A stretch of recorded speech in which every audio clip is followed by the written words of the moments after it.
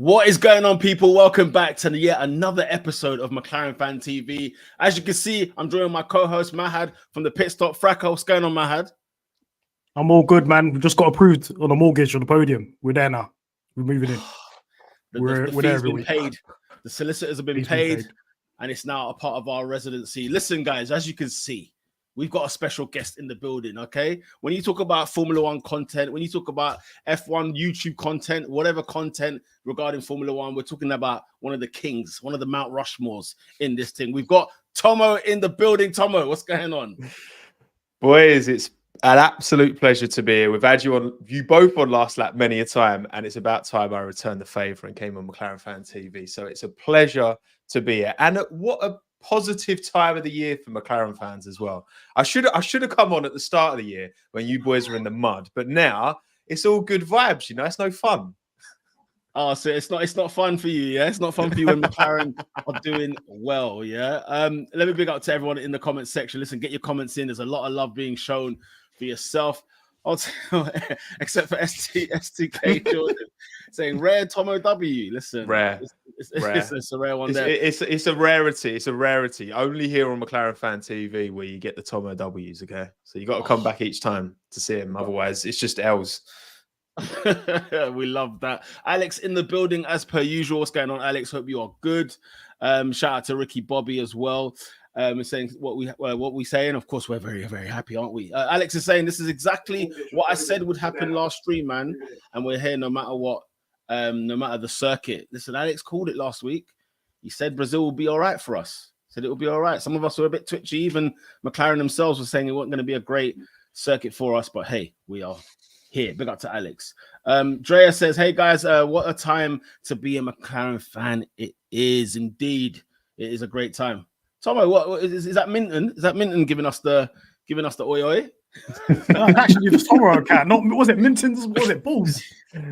Yeah, no. Well, he used to have his own account, but he got violated terms of services, so we had to shut that down. It's mad. What's up, boys? Says Amon as well. A lot of love for you, Tommo. Omar's here saying what's going on. A shout out to Who Wants to Groove, you know, saying hey. Listen, big Lots up to of everybody. new names. Shout out to everybody. Subscribe. There's a lot of new people here today. Of course, we know exactly why.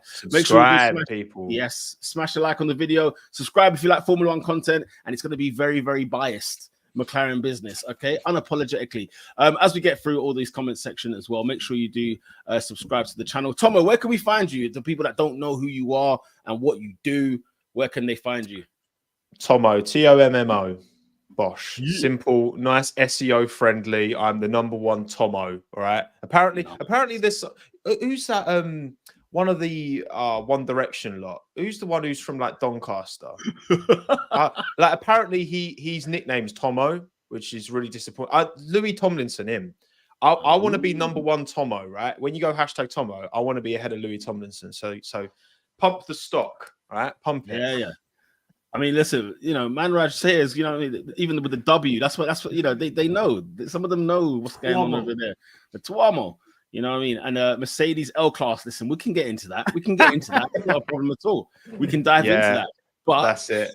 We coined that one on my stream yesterday, Mercedes L-Class, and I think that's love that. It's poignant, mate. No, we're loving it all. But listen, let's talk sprint. Okay, it was a sprint weekend in Sao Paulo. By the way, no longer called the Brazilian Grand Prix, Sao Paulo Grand Prix. Anybody know why? No, it was the Brazilian Grand Prix before COVID. In 2019, it was Brazilian Grand Prix, and then after COVID, it became the Sao Paulo Grand Prix. Don't know. I think it's something to do with like tourism, trying to get people to go to Sao Paulo and stuff like that. So they changed the name. When I was trying to do the name for the stream, I was like, "Is it Sao Paulo? What? Is it Brazil? What am I doing here?" I was hoping it went actually Sao Paulo. I had to find out the fancy A on the keyboard. Like, am I gonna fancy A? Yeah. I was hoping it wasn't political. I was thinking, hang on a minute, if there's some politics that we don't want to really get involved with, then I don't know. But you know, who knows? Maybe they're just trying to show love. It's not like maybe there's more than one Brazilian Grand Prix to come. You never know. Maybe. Perhaps it's a big enough country. It is huge. Do you know what I mean? It's huge. But listen, guys, sprint shootout, sprint weekend, sprint race. Let's talk about that because obviously it's easy to forget what that is when it's part of the race weekend. I even forgot, I said to the guys before we went on air, I forgot Lando got pole in the sprint shootout. That's how manic these things are. So I know the guys are ready to slate me here, but yeah, I forgot Lando Norris got pole this weekend. Okay. But listen, Tommo, talk to me. I mean, you've been watching McLaren, obviously, the past year, seeing how the season's gone on. And, you know, when you're seeing P1 there for Norris and a P10, even for Oscar Piastri, a rookie, you know, what is your thoughts, sort of like an outside looking in at McLaren, sort of kind of the season? Like, how do you feel that this team is doing and building, and where do you see it going from here?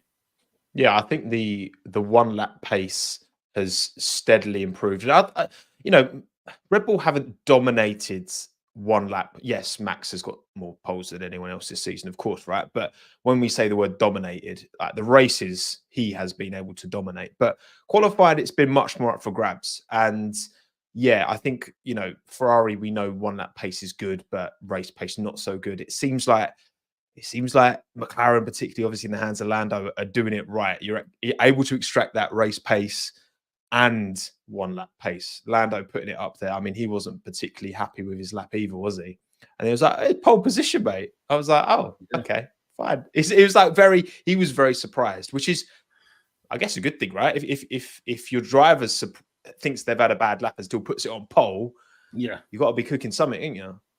Absolutely. No, absolutely. Look at where we've come from, okay? We were in, you know, man like Mahad was in friggin' the Bahrain Grand Prix, like, you know what I mean? He was there watching us at the back, yeah? Just serving up P17s and P16s and 18s. I mean, Mahad, you know, on the shootout, on the Saturday, you know, what was your thoughts with Lando's pole and even Oscar's performance in quali? So sprint shootout, I didn't watch live, I watched it after. And I remember watching Lando's lap, because they always show you the who got pole, their lap, yeah. And I remember looking at it and I said, this lap looks so shit. Because sector 1, he looked so bad.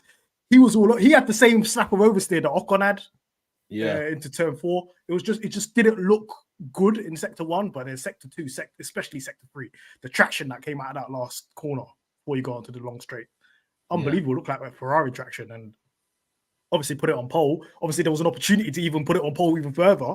I reckon if he didn't mess up that sector 1, we're talking maybe 2/10 clear of Max. So it kind of just shows the potential now, one lap pace. We were speaking about this last week, guys, that I didn't believe that we would be good on this track just because of how sector 2 is. And we would lose time there. But clearly this team understands. In one practice session, they were able to set up the car properly. Just one practice session. There's quite a good understanding. And I heard Lando say this before, even like in the press conference, that we don't really have issues when it comes to setup. Hence why McLaren has been so good in sprint races post Austria. Because they kind of understand what the window is for the car and how to set it up for certain races, right? And it just showed. Maybe Red Bull's limited on time in terms of setting up for sprints. Sometimes they look like a bit shaky on sprints in terms of setup, but they tend to win anyway, but just maybe by a lesser margin. We saw that in Qatar as well. But yeah, it just looks like we're on top of things, and Lando just completely delivered. Oscar on the other end, though, it looked like a bit of a struggle. I'll be totally honest with you. Yeah, I mean, of late we've been talking about Oscar, and you know, there's a bit of the rookiness that's coming out that we're seeing in terms of sort of not putting everything together, not putting all the pieces right for the whole weekend. Where whether it's a case of not being able to look after tires, whether it's not taking the opportunity in quali. We seem to have another situation with Oscar. I mean, look, he was sent out late, and you know what happened. You know, sort of happened to him in terms of not being able to capitalize on the times.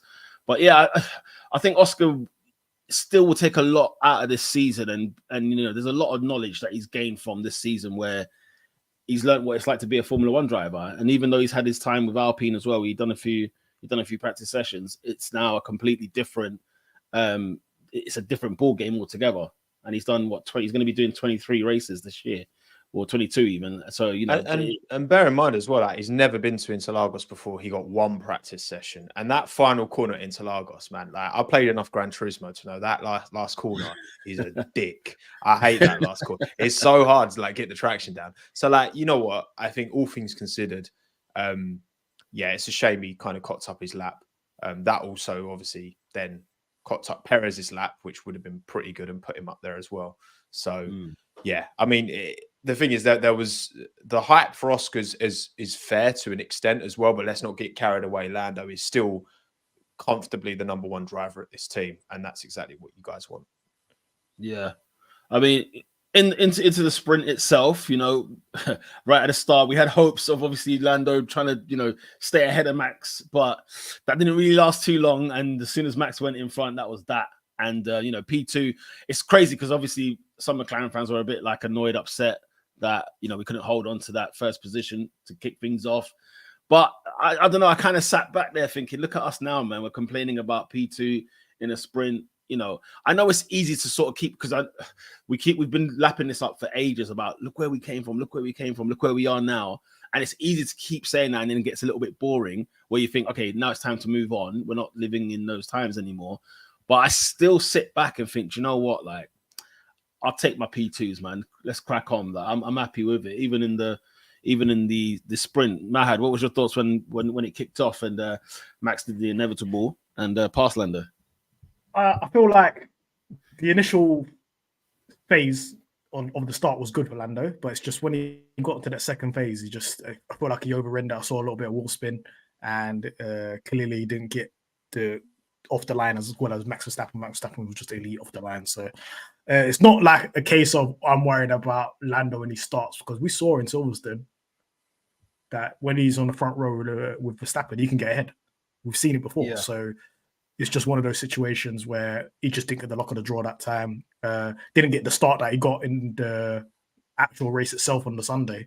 And maybe it was just a little bit of a lesson for the next day, which he executed absolutely fantastic. I was a bit annoyed when George got ahead of him, but then I kind of realized George doing that cooked his tires anyway. So yeah, it's as if George said, okay, let me just get in front of Lando. Let me pump out a fast lap and let my tires completely die. You could kind of see on the timing graphs, it's just went like that. After the third lap, he was just like that. And he just went backwards because he absolutely cooked his tires. So maybe Lando was being a little bit more reserved with the tires, just trying to nurse him in a little bit, because obviously you've got softs that need to go the whole sprint race. But yeah, I feel like sprint race overall, look at the timing. These lot were off. Max and Lando were off. They were completely gone compared to the rest of the field. Yeah. And that's a good sign in itself that we have now promoted ourselves from Formula 1.5 to Formula 1. We are there now. We were in Formula 2.5. Then we were 1.5 with Mercedes, Aston Martin, and Ferrari. Now we're in Formula 1. Now we're in Formula 1 indeed. I mean, look, with all the good that's happened as well. I mean, there's a comment made here regarding the weather situation. It seems like we're not judging it too well when it comes to putting out our drivers, whether it's a case of timing or strategy or tire or whatever the case may be. Big up to John McLaren. That's a fantastic name as per usual. But yeah, maybe we need a new, I think it's saying new weather radar. Maybe we just need to buy a new weather radar. What do we think in terms of, should we be harsh on the team for stuff like this? It's just because obviously Sochi reigns supreme in a lot of McLaren fans' heads that when you see another sort of similar mistake like this, you think, are we not learning, or what it's left the mark, isn't it? I think Sochi's left the mark on the fan base for sure. Like, I mean, even Charles Leclerc was saying like how weird it was, because it was like it wasn't raining, but it felt like it was. Like the grip went as if it was raining, and then obviously it did properly rain. And like Aston Martin kind of made the right call in the end. I think part of it as well, right? It's that Aston Martin weren't. I'm sure they weren't expecting to be anywhere as competitive as they were last weekend. And you get your drivers into Q3, you can roll that dice. I think you guys now, like McLaren, know that they've got a competitive package. They know Lando's quick, and probably from FP1 they had a good idea. All right, we've got something to lose this weekend almost. So I think when you've got nothing to lose, it's easier to make those dice rolls and go out early.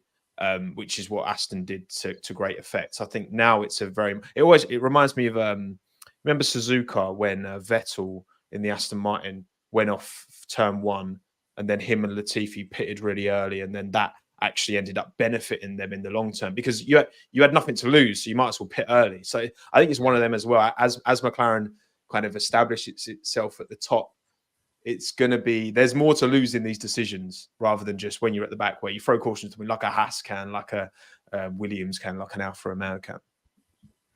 Yeah, I think so. You're bang on with those points there. I mean, look, there's a lot to still be positive about. There's a lot to look forward into. And as we dive into, the actual quali that actually did take place, do me a favor, everybody that's watching right now. Smash a like if you're loving the talk. If you're loving Tommo on the stream. If you're loving us talk about McLaren, it's good, it's bad, it's ugly. Do you know what I mean? Like, just smash a like on this video and do subscribe to the channel whilst we jump in to quali. Let's get into the actual the Friday. So we're going back a day. We're going to get into the quali. Look, Lando Norris qualifying P7, Piastri P10. Piastri obviously span off early doors, so really barely even did a lap. I think on the record it shows a DNF for Piastri, which I think is a bit harsh.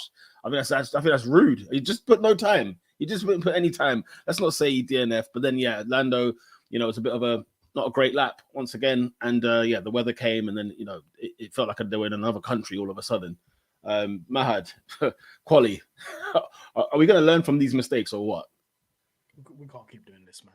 I actually had a moment watching the quali 2 Q2, and I was thinking, I'm having deja vu here. I'm seeing black clouds in the background. I'm thinking this is the same as last year. This is the trauma. This is the trauma, man. I swear to God, I felt like I had an out-of-body experience. I was like, I swear I've seen this before. And it was literally Brazil the year before.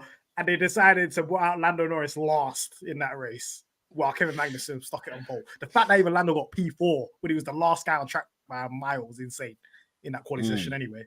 And we did it again.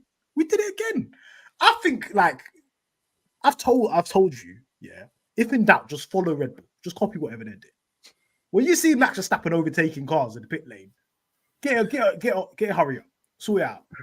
Like, don't be do-dallying out there. I saw Oscar Piastri coming out last. No wonder why he span out. I was like, this is ridiculous. Why on earth is he out last? Why is Lando where he is? I feel like these are the opportunities and moments, like, that get you pole. That get you those opportunities where it gives you that advantage. We could have possibly had what Aston Martin had, like 2 cars and at least in the front 2 rows. But we threw away the opportunity with indecisiveness. If you don't know about the weather radar, guess what? Look outside. You don't need to look at the radar. Just look up the sky. Not like that. Do you know what? If I saw that cloud walking down the street, wouldn't you be like, I need to get an umbrella or get in my car? I need to get some shower.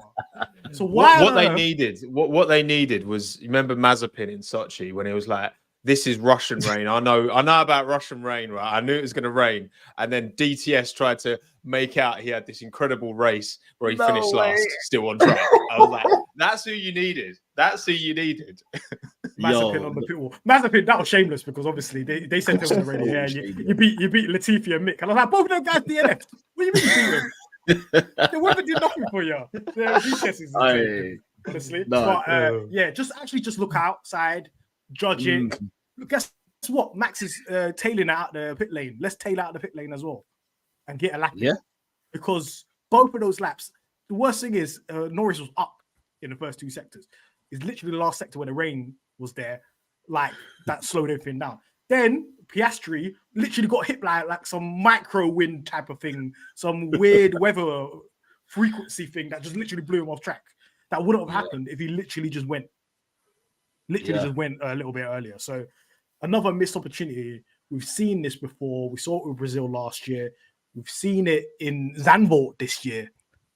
I'm not judging the weather correctly, starting on P2 on the track and like not taking the opportunity again. I can't even blame the drivers on this one. It just needs to be a little bit more decisive. The funny thing is when the weather is completely correct and is all good, I feel like we're quite creative with strategy. We're quite smart. We're leaving tires behind and knowing what we're doing in terms of tire allocation and strategy.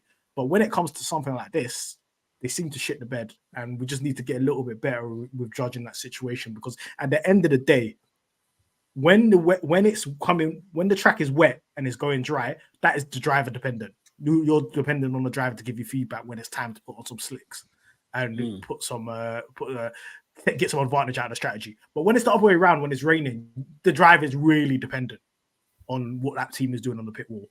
And once again, it's kind of been let down in that situation. And like, look at the times in Q1 and Q2. This is an easy pole, man. It's another easy pole gone. That's the thing. At what point now do we just keep letting these polls go? Do you know what I mean? Like it's been there. Like we've been staring at them for ages, and it's like, all right, when are we actually going to make it count on a certain weekend? We have to definitely fix that problem next season. That's got to be one of the priorities. Hopefully, we do turn up with a car as good, if not better than this year.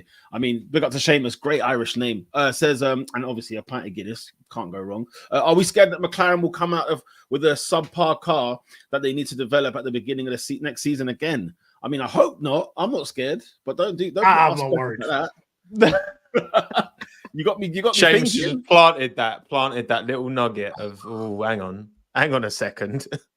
Listen, on this show, we don't do doubts, yeah? You go back to the streams, guys. You go back to the streams when we were in the mire, when we were in the dirt, yeah? We were there hanging on by a thread. We knew nothing. We knew nothing that was going to happen, but we were hanging on by a thread. And look at us now. We're being rewarded. I'm not really too scared as such, but we have to cut those out. Like, I don't want to be here next season talking about, a pole was there and we missed it. A race win was there and we missed it. I don't know whether we could have really won anything on the weekend in terms of either the sprint or the race itself, because, once Max I think Max lured us in, didn't he? It was a bit like he's making us believe that, Norris has got enough in him to challenge. But when it's over a whole stint, towards the end of the stints, Max was gone. And I think only the only fumble since the upgrade is Qatar. I think Qatar's the one where we could have got a race win if Lando qualified P1 on the Friday. Yeah. But apart from that, I feel like we've kind of maximized opportunities. Look, we still, even when we qualified badly in a P7, ended up getting P6 because of somebody getting a penalty. Just ended up P2 anyway, quite comfortable. So I'm not really too fussed. And the car for next year, if they come out of Bahrain after having P6 ART time, like literally, you got way more than everybody else around you. Like you've been cooking this car in the wind tunnel. Well, part time in the wind tunnel anyway. Well, this car's from the old wind tunnel, isn't it? You've only just moved into the new gaff. Exactly. Yeah, but it's. I feel like they said that only the 2024 cars going in the new wind tunnel, so it was partly developed in the old one and the new one. Innit? I feel like 2025 will be the whole car will be made in the new one. So it's a zombie version of Toyota plus McLaren. That should just alone be better. We've got a solid platform. The team understands the car. What I'm seeing from other teams is them not understanding ground effect cars. Facts. At all. Because they don't understand week to week what's going on. We understand what's going on with the car week to week. Every time they put an upgrade in the car, it works. Every time they set up the car, it works because they understand the ground effect cars. So I'm not too worried about. I don't think. How can we be awful next year? It's not possible. I don't think we could be all that completely. Boys, that's crazy though. Because you brought this big upgrade in Austria. You've not been like Lando's not been out of the points since. He scored 183 of his 195 points since Austria, right? And like he's got 7 P2s, including sprints, 2 P3s. So like the how McLaren have just immediately got on top and understood and been able to extract pace. And again, like Aston Martin, we're talking about Aston Martin being the copycat Red Bull, and like everyone's going down that philosophy. And like McLaren is as much of a customer to Mercedes as Aston Martin are, and arguably they were in a better, stronger position. Well, they were in a much stronger position at the start of the season, and they've shown how easy it is to fumble that. Mercedes have shown how easy it is to just beat a dead horse and still be a loss, right? 2 great results in a row, and then they come into Brazil and they're absolutely nowhere. So it's like, it's so like McLaren are ticking pretty much every box right now. You've got 2 drivers who are working really well together, and there is still that clear 1-2, which I think is important if you want to mount the title challenge next year. And there's that mutual understanding. I think 100% Oscar will play the team game if and when need be next season. If you're in that position, you've got a car that's, right up there with a Red Bull now in terms of philosophy. You've got the foundations there to only build upon. That's why I agree, man. I don't see a situation compared to all these like Ferrari, Aston Martin, Mercedes, McLaren. I can't creator, I can't come up with a compelling argument against them being as competitive, if not more, next year. Not just because of Lando in the car, but look at what's going on with the team.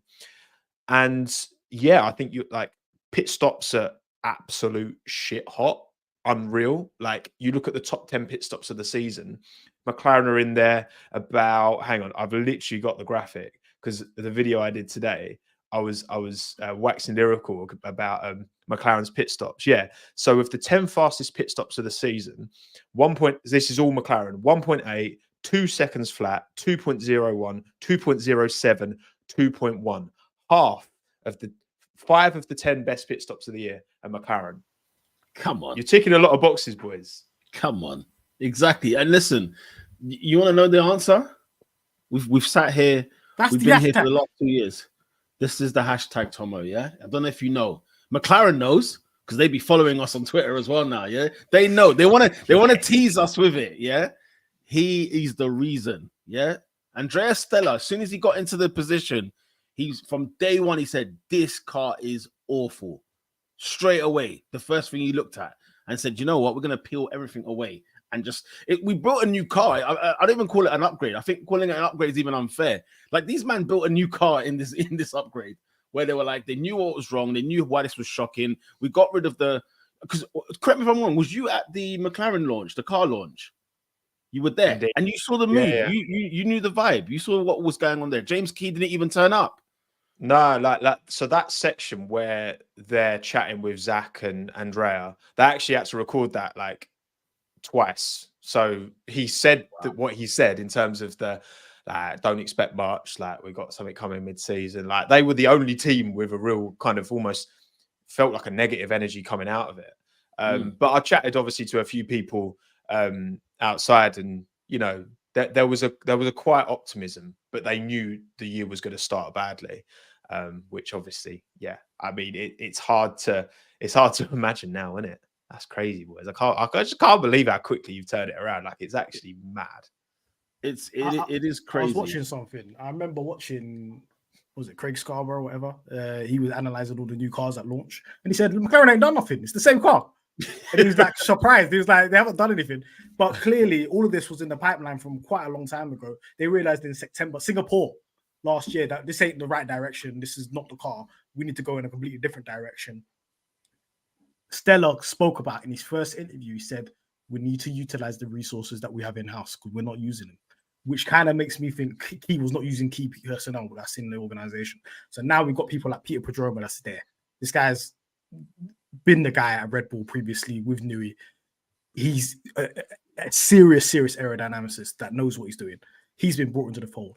They bring in Neil Oatley. For some reason, he was working in the car division. He wasn't even working in F1. So like they brought him in. Neil Oatley's bloody designed the ground effects car that won the championship with Alan Jones in 1980. Why was he not involved in the first place? He knows about ground effect cars.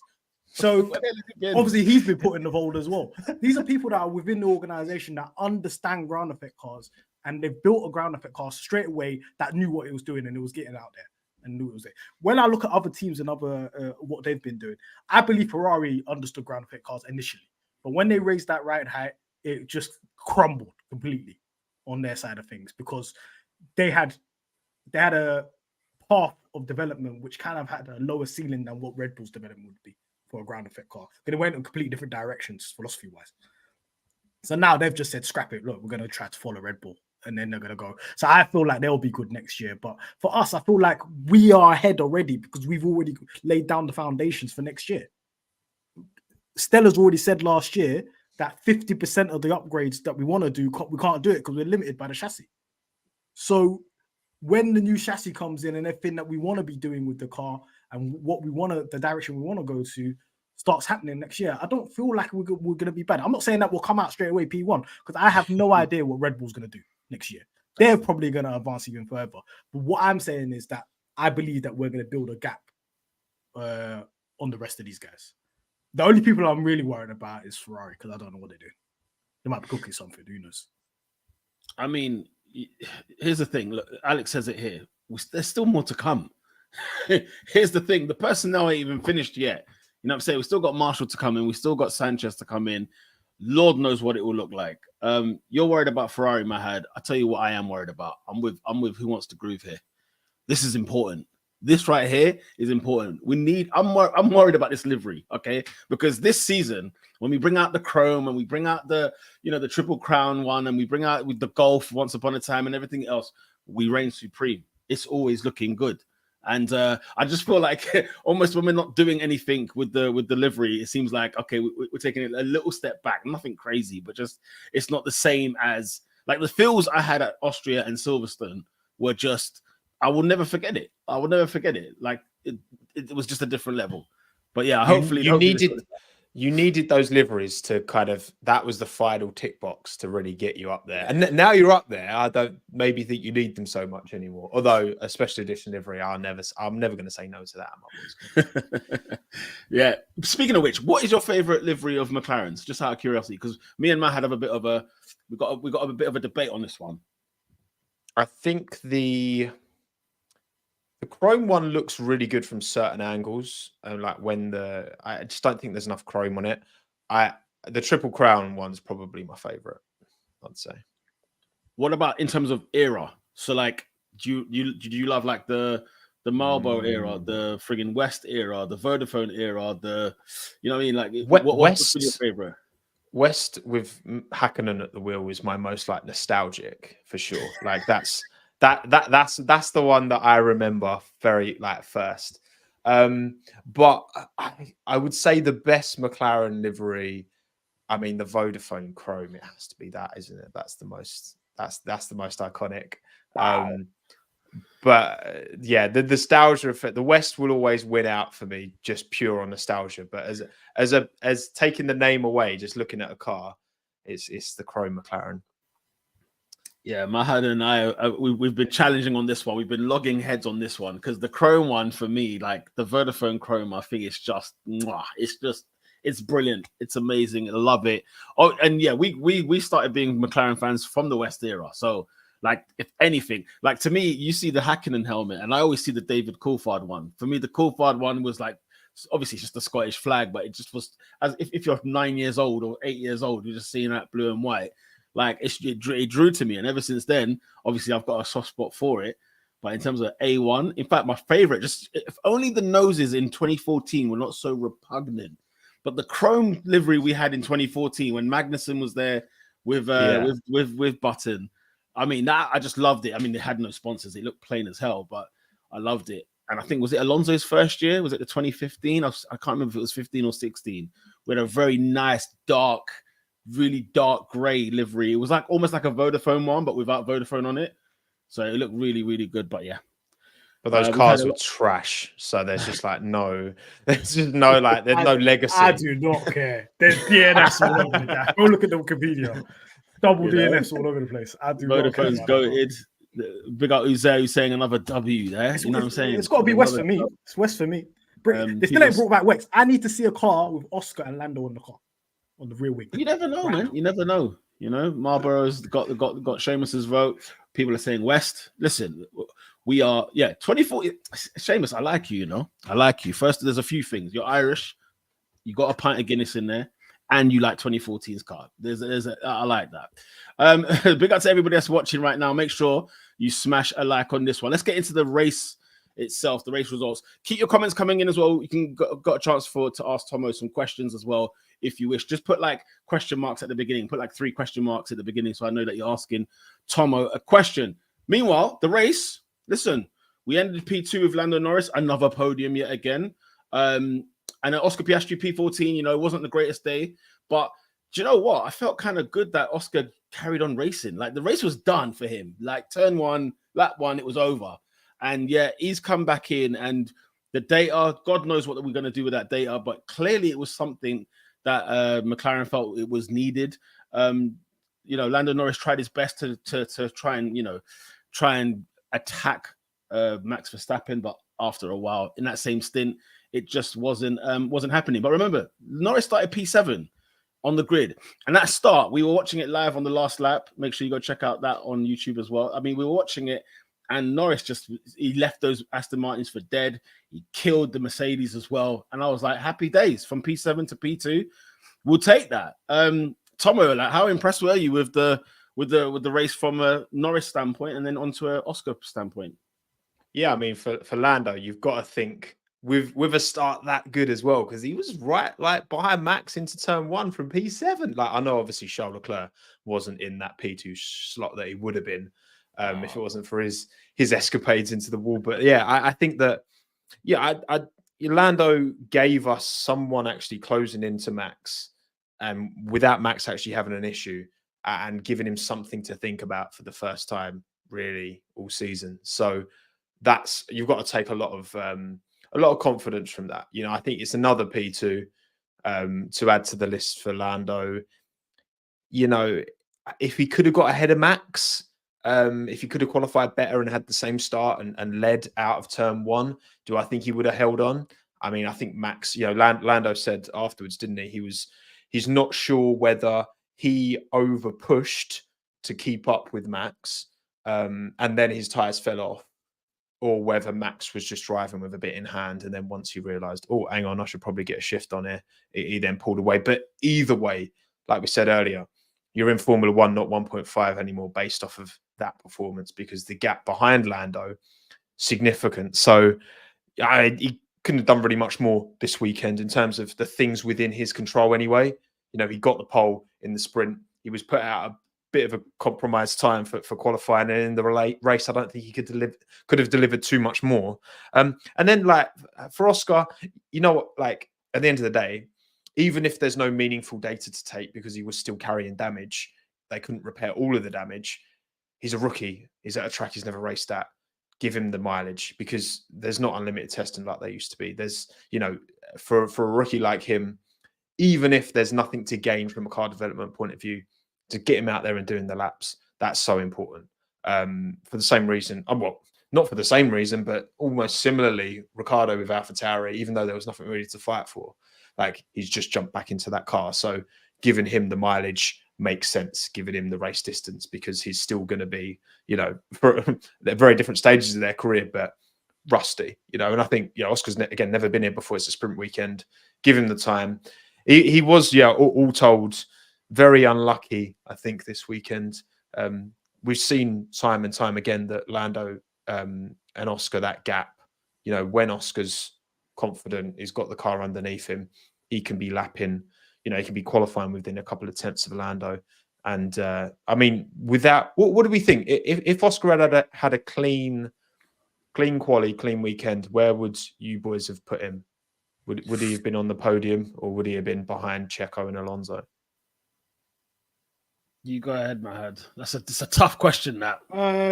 I think if he qualified okay, considering that Lando should have been in pole, I think he would have maybe qualified P6, P5, P6. If he's in and around that area, the Mercedes are a given. He's eating them alive.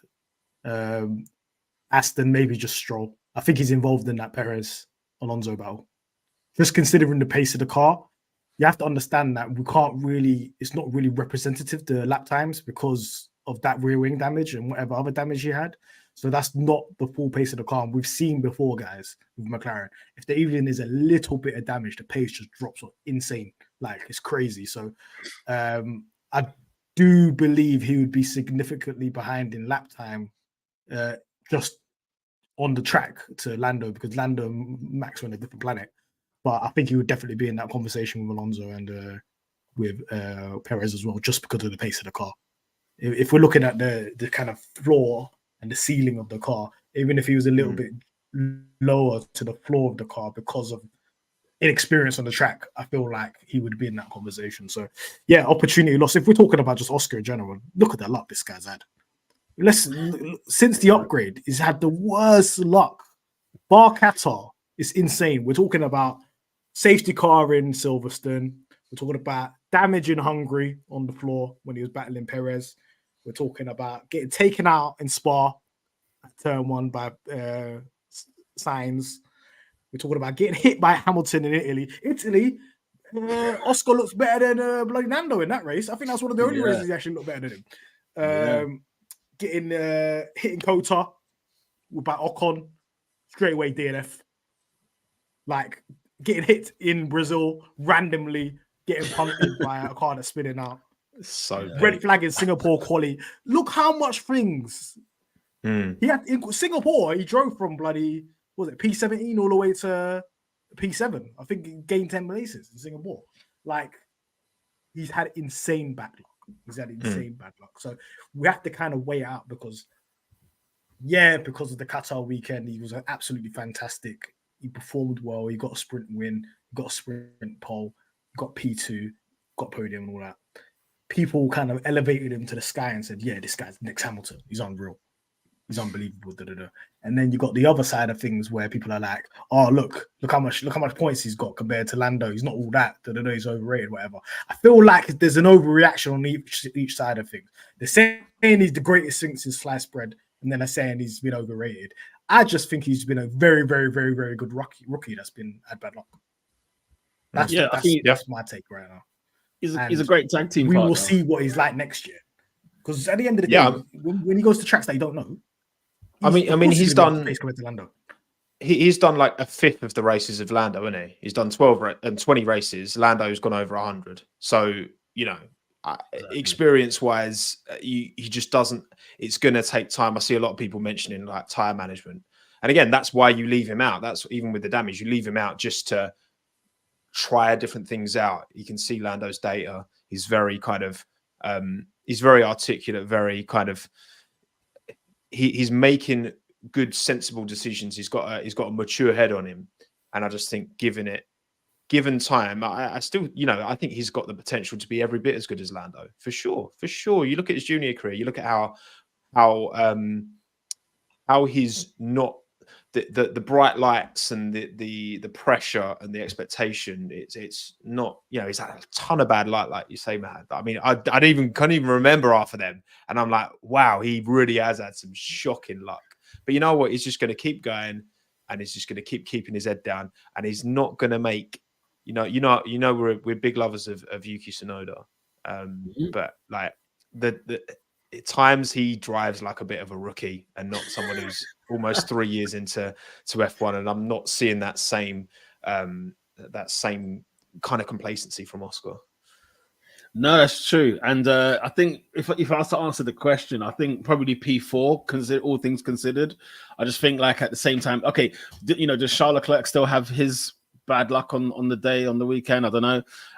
But yeah, the thing is, as you say, since these upgrades, it's not quite all been put together for Oscar, and it feels like it's been a while since he's had a smooth weekend overall. There's always something that's gone on, whether it's quali, whether it's the race, whatever the case may be. And I know there's been a lot of talk about the tire management, and we've spoken about it on the stream before about his tire management.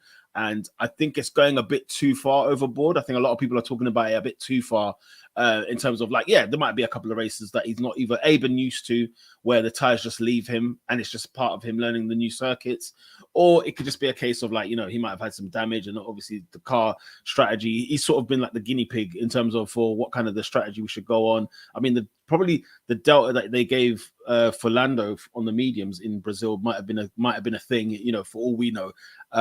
But yeah, no, I think Oscar's is a lot better than. I know when he was doing well, he was praised highly, and I know that now he's not doing the same as he was doing earlier. So now he's getting all the backlash. But at the same time, I think he's just right in that middle bit there, and he's got a level head on him. He's got a very mature head on him. This is a guy who won the sprint in in Spa, and it didn't matter to him. It was like, it's not really the real thing, though. Do you know what I mean? Like that's how he behaved. He was like, for him, it was like, I've got my win, but on to the next, and I'm ready to go and win. And I think provided the car is as good as it is, I think he'll win a race next year. Do you know what it was? I kind of tip him to do that. So yeah, so it's Oscar's fantastic, and I think somebody's mentioned it here in the comment section. Big up to Drea, long time watcher of the stream. He said, reminds him of Lando's first season. A lot of bad luck as well, but in the future, look how Lando's turned out. Maybe it might be the same for Oscar going forward. So yeah, Piastri podium in Abu Dhabi. I'm calling it here first. Oh, he's been to Abu Dhabi. He knows what it's about. You don't need to do any tire management there. I think he would do well in Vegas as well, because nobody knows. Nobody knows exactly. I'm True. looking forward to Vegas. Guys, do me a quick favor before we get to asking Tommo some questions. Make sure you smash a like on this bloody video, okay? If you think Oscar is going to get on the podium in Abu Dhabi, you better smash the like button on that, all right? And if you think McLaren are going to be red hot next season, do me a favor, smash it. Make sure you share and subscribe to the channel as well. Okay, we've had a question here. I want to make sure I get this for Tommo. Where has it gone now? Where have you gone? Loads of people commenting. Big up to everybody that's been commenting today as well. It's a strong one here. I wish I could read that name. I'm not so. In fact, Mahad, is this your time? Don't put me on the spot like that. I was gonna say, is this your time? I don't know what this name is, but if my mum might be watching this, I don't know. Mum, I don't know. Either way, Tommo, will Oscar get a Grand Prix win before Lando Norris? I mean, probably not. I think it would take. Well, no, it would take a weekend where McLaren are quick enough to win on pace, and also for Oscar to be close enough to Lando, which he's been on a couple of occasions. But Lando just looks so. He's just the form he's putting out at the minute is just exceptional, and again, I don't see that changing anytime soon. I mean, Lando is right now, he's the better, more capable driver of getting a win, but it's Formula One, so anything can happen at the end of the day. But a full Grand Prix, a full race distance, again, with the Lando said this year is where he feels like this year is where he's unlocked this appreciation for nursing your tires and really being able to deliver that performance, the unglamorous stuff, right?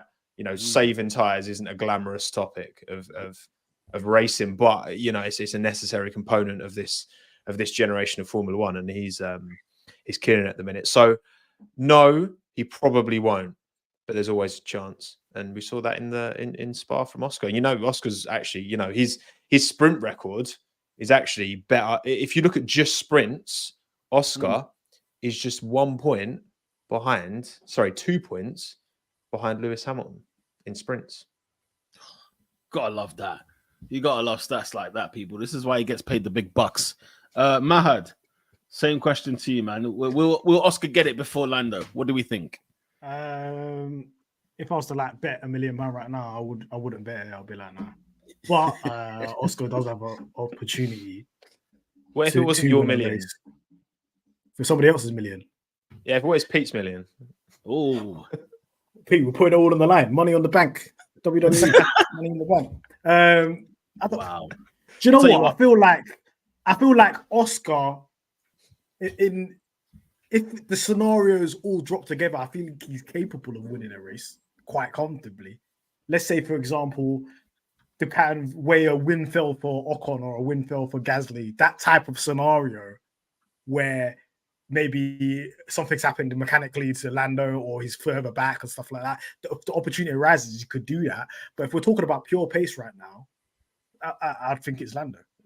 I think Lando would win a race before him. And I feel like we are literally just one Max Verstappen DNF away. Yeah. So close. We are one Max Verstappen DNF away from it. So close. You get me? Look, Tommo don't like that take. He's had to... He'll be back with us definitely very, very shortly. Listen, guys. Go on. Yeah, I was going to say, let me just... there's one comment that I really just need to put up because I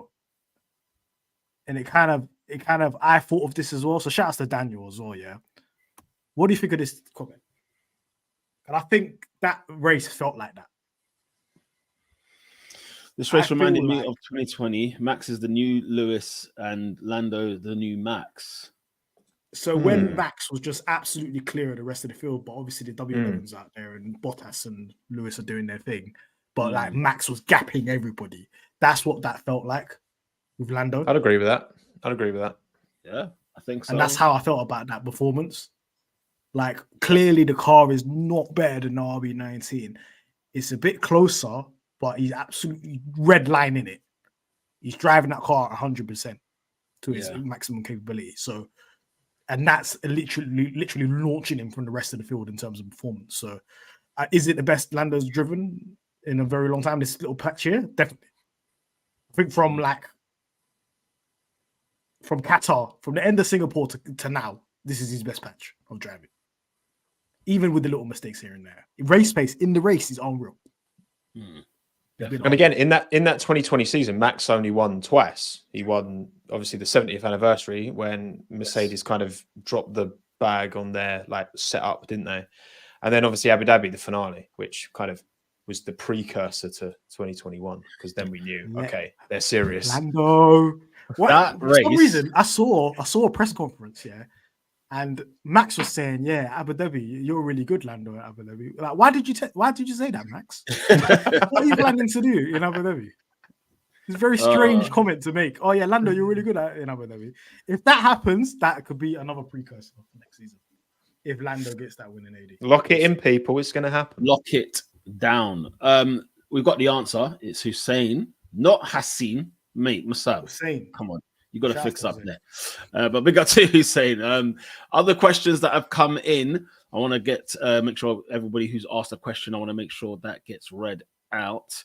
Smash a like on the video at the moment in time if you're loving what we're hearing. Smash a like if you think that Daniel's comment was correct, and if you think Oscar will finish ahead of Lando will win a race before Lando Norris. Where's the question I just had? It was literally just up here. Here it is. Okay, big up to Raf. Based on this ongoing Mercedes mess, where do you think they will start off next season? Will it be a struggle again to find their direction? Tommo, Mercedes. I know this is a McLaren show, but it's McLaren Mercedes. We've got the Mercedes engine, so we give them a little 10-minute piece there. Yeah, it's crazy, isn't it? Because obviously they have HPP. It's their engine that you're running and they're running. Yet, it's just it's the consistency, isn't it? It's the consistency of understanding that Mercedes just do not have. And it's like, I know you said, Mahad, earlier, you feel like this car is a bit of I'd say like a Frankenstein in terms of you've just had this B-spec McLaren midway through the season. But Mercedes, you can literally see it, where they had the zero pods and they've got the little where they've got the rear view mirrors and they have the big bits jotting out, and it just doesn't look like it looks like it's been slapped. I mean, obviously it hasn't, right? But it compared to the elegance of the RB19 and what McLaren have delivered this year, it's like it's crazy. Look, the fact that you guys got up to speed with your massive B-spec upgrade so quickly, that's one thing. I think Mercedes are typically, they've got Allison back in charge now, and I think that's big, right? But they've also had a lot of people come and go from that team over recent years, and I don't know, maybe this obviously this downturn for Mercedes has instigated the whole, Elliott out the door, Allison back to his original position as chief technical officer. So I just don't know with Mercedes. I really don't, because it's like they bang this drum for far too long. Brazil was almost, part of me is like, did Red Bull just cock up Brazil last year on purpose just to rub salt into the wound? Because it was their misgivings that then gave Mercedes this faux confidence in the fucking zero pods, and here we are. So I'm not remotely confident. Not for the start of next year. Maybe give Allison a bit more time to cook, and because you can't underrate James Allison. But I think start of next year they're going to be a bit at sea, to be honest. What do you reckon, Mahad? I mean, we saw a distraught Toto on Sunday, and one of those looks that made me think, I think we should be scared here. I think something's going to cook next season. I mean, I don't know. It was one of the. I kind of got that impression that Toto was a man who looked like he'd just been shot, and now he's like, right, I've had it now. This is enough. They don't look like they understand ground effect cars. That's just me looking from the outside in, because yep. Like if we go back in time and look middle of 2021, they said, you know what, Lewis, I know you're in the title fight, but we're not upgrading this car anymore. We're looking at 2022. So we can give you some super engines here and there, but we're not actually going to aerodynamically upgrade this car. So you're just going to have to deal with it and go toe-to-toe with Max. and we saw how that worked out. Then they brought out a car in 2022 that was subpar. So you guys actually worked on that car longer. Because I remember listening to an Age New podcast, I think Beyond the Grid, and he was saying, "Yeah, we worked on this. We worked on the RB18 really late into the year because that was their side hustle. That was their side project." It's a side project. I wouldn't be surprised if you wrote that on the back of a bag packet. He drawed it. He didn't even develop it properly. And the fact that he did it on the side and that was better than what the time and money spent on whatever that W13 nonsense was, makes me think they didn't really understand ground effect cars like that. And I remember in Barcelona testing, because I remember there was 2 testing sessions in 2022. And then they were speaking to Ross Brawn, and Ross Brawn was like, I don't know why they're porpoising. I think they should have known that. Ross Brawn was like, he's confused that people were porpoising. He didn't really understand, this is fundamentals for ground effect cars. So if we look back on that and look at all the key little things, do they have the personnel, the expertise within the team on ground effect cars specifically to understand and fully utilize? Are they even understanding themselves to say, look, we don't have the expertise, let's go poach somebody. Let's go get somebody in. Because I don't hear about Mercedes doing big eyes from other teams or anything like that. So to me, I feel like they're in the middle of it. And at what point do you think, you are 2 years into a 4-year regulation? Should we just look at 2026 now? Because you're 50% the way there now. Yeah. You're not really getting any closer to Red Bull.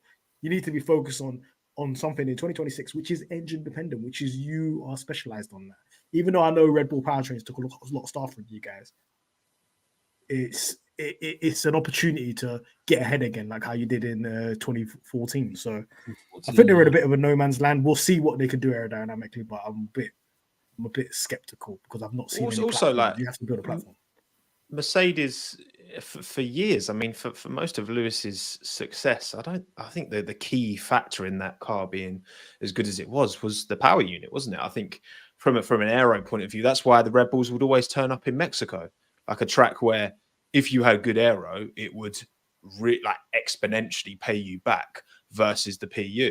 So, mate, Mahad, I couldn't agree more. I think they've not demonstrated an expertise on the level of some of these other individuals in Formula One that are not at Mercedes, that they can actually develop because it was all talk at Brazil, the wind, the sensitivity to these cars are so much more sensitive to aero, to wind, to damage, because ground effect cars, that's just how they work. When they first founded, you had the skirts back in the 80s. If you're not clued up in that, then it's very hard for you to kind of recover and account for that and make up for those misgivings with a good engine, because you've got the same engine as Mercedes and you're quicker than them at the minute. Aston Martin were quicker than Mercedes at the start of the year. Mercedes have never really, all season, as much as they are second in the constructors, they've never really been second quickest car.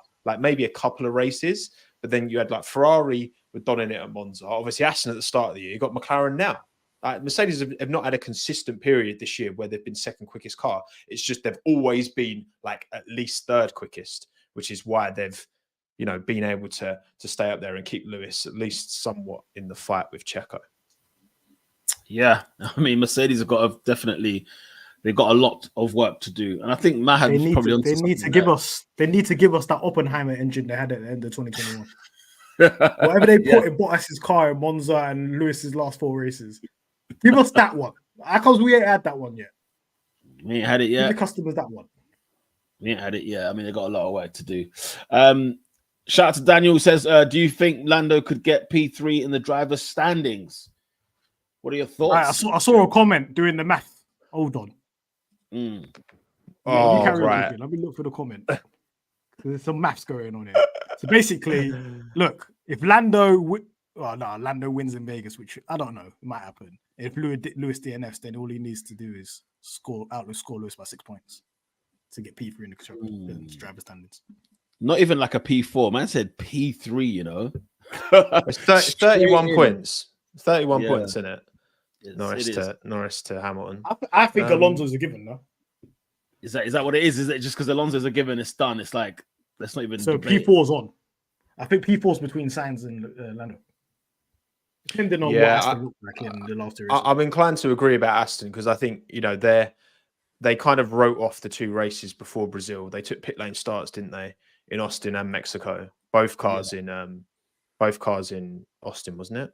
Or one of them, they were both from the pit lane. Yeah. So, but I think they've obviously found something. They've like found, okay, hang on, this is kind of a happy medium, and we can actually still be like, they were 3rd quickest car, weren't they, in Brazil, behind you guys and Red Bull. So yeah, I think Mercedes is just so hit and miss, man. And it's just like, what incentive is there for, like, Mercedes are more incentivized to just turn this rest of the season into they still don't know why they were so shit in Brazil. They still don't know. Like, come on, like that's awful, man. Yeah. Like, you guys can at least just, you can crack on. No, you know that comment there, I would be so mad if McLaren said that publicly. Keep that in house. Where is the PR people, man? Don't tell the public that you don't understand. Oh, we couldn't even change it. We wouldn't know what to do. Like, where's the PR guy in Mercedes to just say, you know what, Toto, rein it back a little bit. He says, Toto saying, yeah, that car don't deserve a win. What are you talking about? Just yeah, for real. So it's the worst weekend ever in 13 years. Dennis would never. He would never. Yeah, but when your team principal owns the team, like, he who's going to say that to Toto? You know, there's more. You could argue that's a bad thing. They need to get some quality control in there, because that kind of comment cannot come out about we didn't know how to set up the car. You can't do that. Imagine what their competitors are thinking. Well, yeah. So me, just a normal guy in the street saying they don't understand their car, they're saying it themselves. It's mad. Don't come at me. Listen to them. What they're saying. They're saying they don't understand. But that's the thing. Even at the start of the season, do you remember when they were there apologizing after 3 races? Okay, well, they did the statement after the first race. No, McLaren didn't apologize to us after the first race. I'll tell you that now. That's for real. No, for real. What was going on there, man? Honestly, they got high on their own juice, man. They were so good, so dominant, and then they just, like, Red Bull shook them one time, gave them one shake, and they've just not recovered. They've just not recovered. I'll tell you what, this Horner does this to people. As soon as you go toe to toe with Horner, if he wins, it's over. It's done. You're finished. So, you know, we have to see. That's a bad omen for next year if we do have a little championship battle with Red Bull. Listen, man, we got Zach Brown. Zach Brown. Oh, we got Zach Brown, man. Don't worry about Brown it. On the mic. Listen, Stella had Schumacher and Alonso. Yeah, he's fine, but he'll be all right. Nah. Boys, do you remember when Zach and Christian had their little tiff because of the words that Zach had said about Red Bull? Like, oh, that was so good. That was so good. More of that. Stuff like that. It's signs of things to come, people. It's signs. Just watch these next 2 years. Next 2 to 3 years, just watch it. Guys in the chat. Do you know that Zach Brown has told Oscar Piastri that his target is to outscore both Alpine himself? I saw that. Zach Brown has got that dog in him. Oh, he's 21 points. 21 points he needs relative to Alpine in the next 2 races. 21. Zach's a killer. Let me tell you right now, he's a freaking killer. Honestly. Zach literally went into the Alpine garages last year and tried to trade away Ricardo. So how could you, Ricardo? I was like, you're trying to trade the driver away. What the hell is going on? Zach's insane, man. Yo, no, Zach is a savage, man. Honestly, he's an absolute savage. Will he score? That's the question, Tommo. Yeah, 21 points in 2 races. Well, look, I think he's going to be on the podium at Abu Dhabi, so that's at least 15. I don't know. I think Alpine are difficult. Ocon's kind of been letting himself down a bit. I think Gasly's been driving better than him this second half of the year. I'm gonna say no. Sorry, boys. Hey, listen, boo in the comment section for Tommo, bro. We can't have that, man. We cannot have that kind of talk. Ricky says, how do you think Aston will start off next year, given they backtracked on the upgrades they brought? We know why they flopped this year, the upgrades. Because when you copycat somebody and then they go on and move on to the next stage, you haven't got their homework anymore. You don't know how to copy them. That's the problem. They've done this before. With Racing Point, we saw this. When they copied the pink Mercedes, and when it came to upgrade time, the Mercedes was gone, and these guys were nowhere to be found. And anyway, Tommo, how do you think they'll start off next year? I have I don't know. Like, I don't want to over adjust for one race, but I can't help but feel that maybe Aston will start next year better than Mercedes as well. I think there will be two customer Whoa! teams. I think if I had to say today, I think there will be two customer teams clear of Mercedes, because maybe Mercedes don't like. Yes, all right, they were quick in Austin and Mexico, and then all of a sudden it's like it feels like the momentum is on Aston Martin's side somewhat, because they've kind of again, they wrote off 2 races, and that's kind of what you have to do. And I think that's what Mercedes have to do. They have to write off Vegas and Abu Dhabi as straight up test sessions and just fuck about and take pit lane starts, like just fuck about and find out in a good way. Because I just you got to do what you got to do if you want to be anywhere near competitive next season. I mean, that's incredible. Honestly, so where's Ferrari in this mix then? Because are we saying Mercedes P5? I don't know with Ferrari, mate. They're just playing in Maranello, aren't they? Like, so, I mean, look, one lap pace, like it's not their problem. They're just, but it feels like they've like Ferrari haven't understood how to manage their tires for like years now. So what's going to change? True. I mean, look, they say you're as good as your last race. Yeah, big up to William. Yeah, he says, sorry, Liam. What am I doing? Liam, big up yourself. Says it seems like Aston Martin are now the third quickest car. I'm not too sure. I genuinely think Mercedes is still legit. Like, it's still a legit car. Yes, this weekend sucked. But their window miles away from Mercedes. Right. That race. The problem with Mercedes, their operating window is so small, and then next year they're coming with a totally different car. Like, they're coming with the Red Bull clone that everyone else is going towards now. But you guys already have that. Aston Martin already have that. So it's like all of the testing that Mercedes are doing between now and the end of the year anyway, they're still bringing a whole, like, yes, I know you're bringing a new chassis. Everyone's bringing a new chassis next season, but like, it's going to be fundamentally different. And that's where it's like, it's going to take them time to get on top of that, I would think. Yeah. I think for large portions of this season, and people are going to say this is controversial, but Ferrari had the second fastest car, but they were fucking up. Either they fucked up strategy, either the drivers fucked it, or some reason the tires, they just got the tire strategy completely wrong in terms of what tires they're to be on. Or the car's just eating tires. I feel like one lap pace, they're second fastest car on the whole of this season. Yeah. One lap, In the races, first 2 races, I feel like they were the second fastest car. Because before Leclerc's engine blew up, he was third. Yeah. He was ahead of Alonso. They looked comfy ahead of Aston Martin. In Jeddah as well, Leclerc qualified P2, didn't he? Who knows what the tire they would have looked at?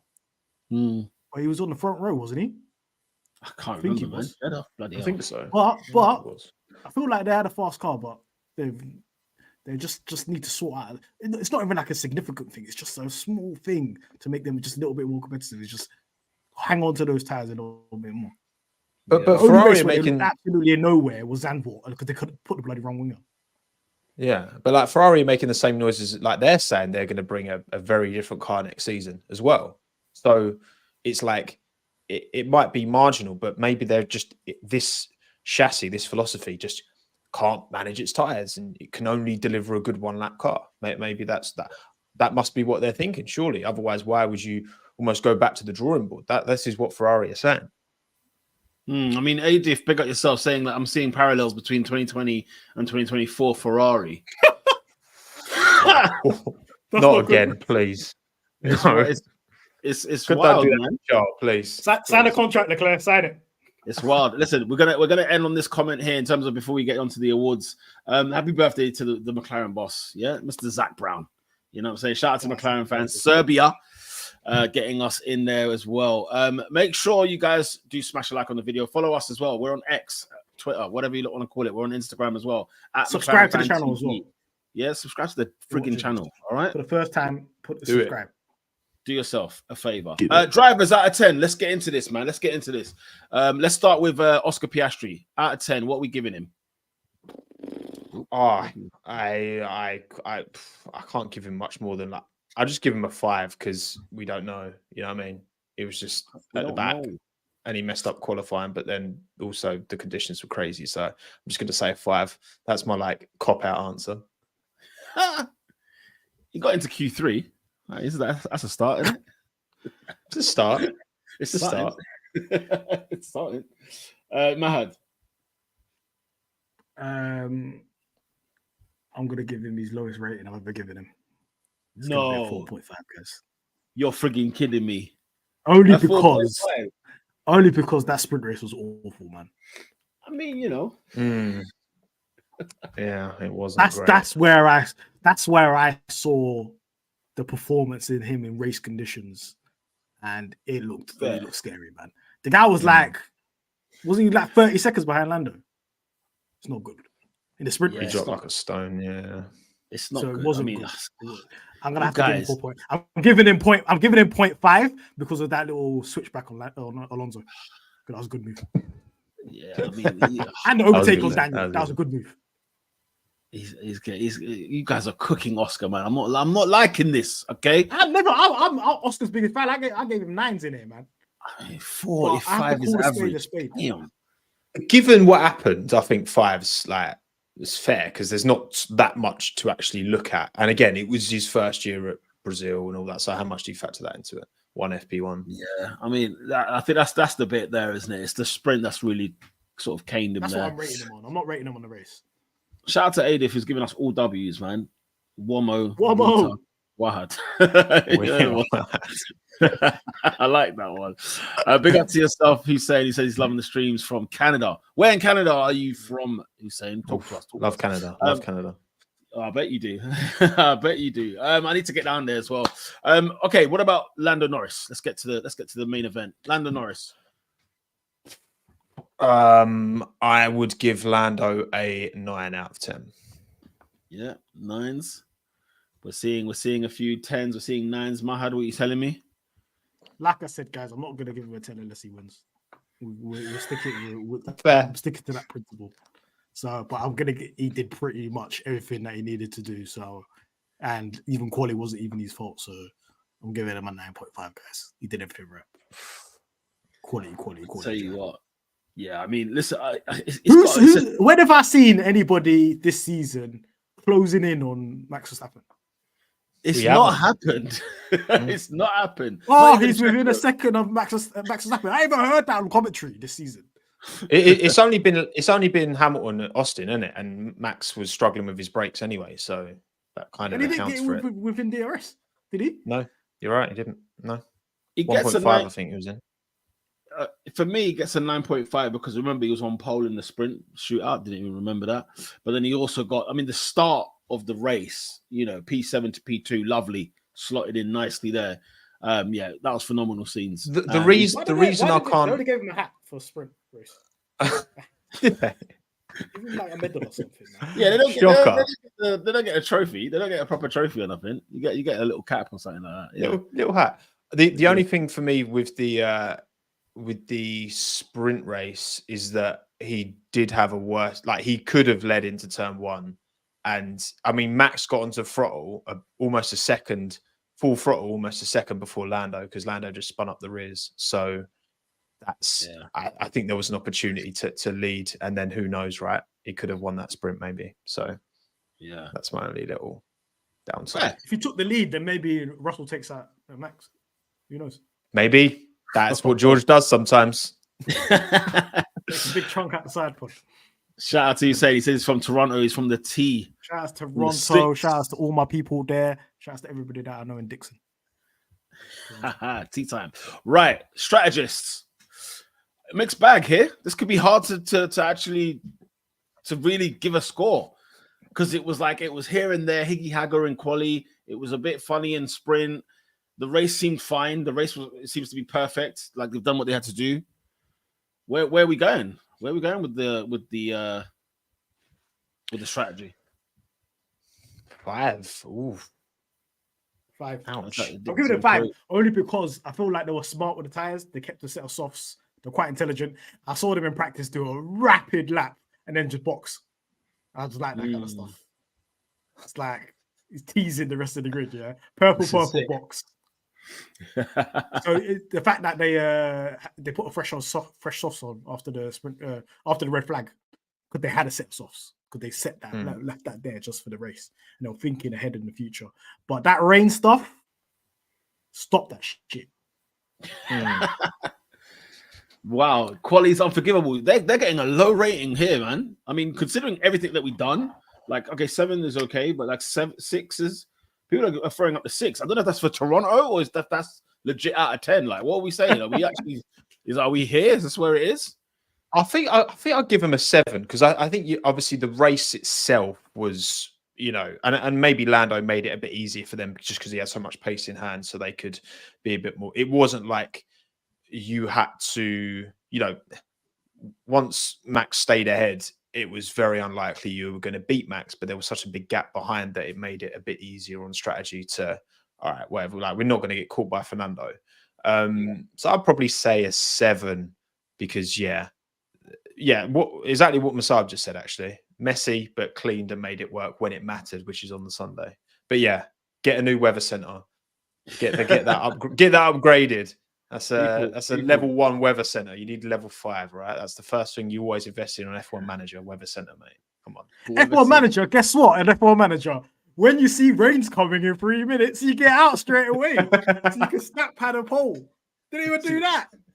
See, only those that don't have a Mac know exactly what you're talking about. Because to this day, F1 Manager doesn't want to let the Mac users, you know what I'm saying, dive in. Football Managers have come out today, or is it yesterday?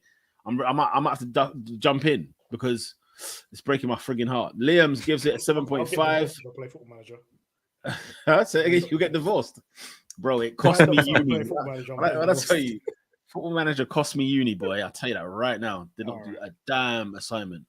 3 because they bottled quali. Says rain is McLaren's kryptonite. I mean, yeah, you guys are sharp, man. You guys are sharp. We would be world champions if we raced indoors. We'd be world champions. We'd be world champions if we raced indoors. Motorsport Manager is better than F1 Manager. Is it Pit Crew? Pit Crew? Of course, Pit Crew's there. It's there. What do we reckon, man? Pit Crew out of 10. What are we giving them? They're not what they used to be. They're not what they used to be. But we got the second fastest lap, no? The second fastest pit stop. Still got it. What are we giving them out of 10? It was for Piastri, so what's the point? Say again? We got the second fastest pit stop, but it was for Piastri, so what's the point? what was the reason? Oh, God. You didn't give it to Lando. You got 2.25 and a 2.58 as well. So you got the 2nd and 8th quickest pit stops. 2.58 Mercedes territory, man. Yes, it's way too Mercedes. It's not that bad. I'm sorry, but that is a Mercedes. You're quicker than Mercedes. There was no Mercedes in the top 10. That's crazy, man. What? Alfa Romeo did a quicker pit stop than Mercedes. It's so funny because on the live stream on last lap, we were looking at Mercedes do like a 2.5, 2.7. We were like, right, okay, they've done all right. But then on the chat, was it Dave that was with us who said, yeah, that's going to be the highest. It's going to be the slowest pit stop there is on the day. And lo and behold, look. Norris's slowest pit stop is still faster than Mercedes' quickest pit stop. Guys, be thankful for the pit crew. Pit crew, you get in the 9. No world record, poor. I saw that. Yeah, this is where we are. Yeah, this is where we are right now. Standards, yeah. Look at this. Yeah, it's an 8. It's an 8. I think it's an 8. Look at the standards. 10 because they got Oscar's car back driving condition. I tell you what, that's fantastic mechanics. I tell you what. True. Yeah, we have to give them that as well. We got to give them that. Big up to everyone that's messaged. Finally, before we do close, just very quickly, we enter Las Vegas next week, baby. This is going to be very, very, very, very different. We're not going to know what to expect. But if you were to throw a prediction out there, I mean, who do you think? Tommo, do you reckon McLaren will do well? And if so, like, what would you guess? McLaren, I've struggled to judge McLaren when it comes to these like straight line speed circuits. I don't really know where there's obviously like Williams, you expect them to be quick, and Alfa Romeo you probably expect to be quite slow, but like I don't really know where I sit with with McLaren in terms of these, because it's going to be crazy because it's going to be so cold. That makes the air a bit thicker, so the DRS effect will be even more. So the only thing I would say is that, I mean, 3 practice sessions around a track with tricky, it could be a bit bumpy. This might, could we see something similar to Singapore, where Red Bull struggle, in which case I wouldn't bet against McLaren to be the ones to swoop in and pick up the pieces. But then Ferrari are good in a straight line as well. Look at how good they were in Monza. So yeah, I reckon I could see you guys being maybe behind Ferrari in terms of absolute pace, but I think over a race distance, I'd say McLaren will be the ones to pick up the pieces. Albon on pole. I love that TSJ, by the way. Albon on pole. God, I thought that would hit you in the feels for sure. Yeah, I mean, it's going to be one of them, isn't it? It's going to be a friggin' bumpy ride. It's going to be a cringe show, which I am all for, by the way. I love the way Americans present. Okay, your presentation is A1, and I'm here for it. As long as it's not like Miami. I was about to say, did you love that, Pete? Did you love that? Oh, listen, I like the idea. The execution was terrible, but the idea was good. LL Cool J doing a whole announcing from the middle of the ring, you know what I mean? Proper if they had WWE music and then it all came out to an entrance song, and then you got the announcer there weighing in at 210 pounds. He's from Miami, Florida, blah blah. If you could do all of that, that would be kind of cold. They should get me. It was too long. They should have brought the teammates out in pairs as well. It was too long. It was too long. What, Gasly and Ocon holding hands on the way down? Yeah, right. Yeah, right. Oh, I mean, look, it's gonna be what it's gonna be. I mean, I don't know. Let's see. Didn't Liam says didn't McLaren upgrade their straight line speed in Singapore? Wasn't we the fastest on the straights in? I can't remember. Was it Kota? One of them. Or Mexico, one of those were the fastest car on the straight. But I don't know.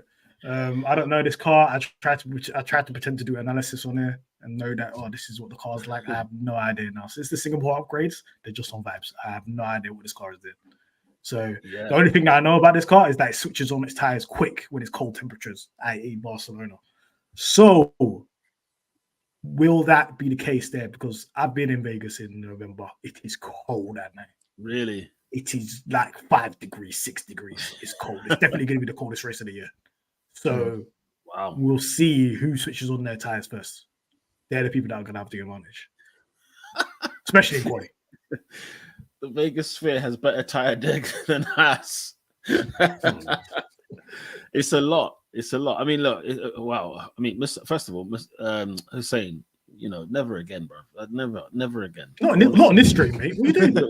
You're in the wrong place. You're in the wrong neighborhood. Alpine are kings of the straight. Alpine? They were fast with the straights in the last race in Brazil. But will they finish the race? That's always the important question. In Monza, they both went out in Q1, so I don't know. Oh, yeah, that's true. Exactly. And by the way, we're still rocking our engine. How have we still not changed this engine? I saw something and they said that it's fine. So I believe them. Oh, really? Said they're not changing the engine. It's all good. Anyway, people are saying, look, guaranteed podium. You know what I'm saying? Guaranteed podium. I know you're the Oracle, Alex, but please just chill. Let's just listen. Every week he comes on this. All my predictions is I'm just glad that we get to Q3, guys. That's my predictions, guys. Mahad, are you not learning? Every week, this guy. I'm still telling the pit stop guys that we got the slowest car. I'm still running that agenda. Don't worry about that. Every week Alex comes on, he says, see, I told you. He's the first one there. I told you. So listen, podium, yeah. I'm waiting for you, Alex. I'm waiting for you. But yeah, I'll tell you what, Tommo, it's been an absolute pleasure having you on, man. Thank you for joining us on this massive weekend that it was for McLaren. What's been a great ending to the season, 2 races to go. But yeah, where can we find you? Where when are the videos coming out? When we can jump on the streams? What's going on?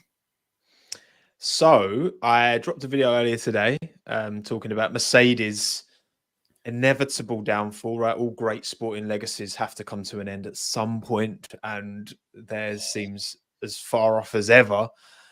Like we've already discussed, I've not got too much confidence in Mercedes, but yeah, Tommo on YouTube, Twommo, because we only take W's on Twitter. Love that. And yeah, boys, it's been fun. We've got to do this again next year.